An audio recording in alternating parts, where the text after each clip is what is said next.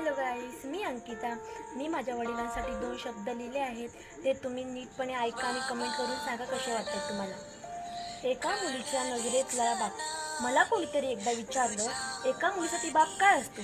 मी हसून म्हटलं, बाप म्हणजे घरातला शांत आभाळ, कधी न बोलता नाही देणारा आधार, प्रत्येक हट्टामागची साथ आणि पडताना धरून ठेवणारा हात म्हणजे बाप असतो.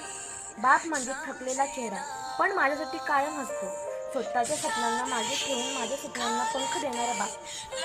माझ्या एका अश्रूसाठी बचपन होणारा, पण स्वतःच्या शांतपणे लपणारा, रागवणारा, तर कधी कठोरपणे तरी प्रेम त्याचं असतं मनापासून नेहमी. तो म्हणजे बाप. मी हरले की धीर बनून उभा राहतो आणि जिंकले की सर्वात जास्त आनंदी होतो. तो म्हणजे बाप.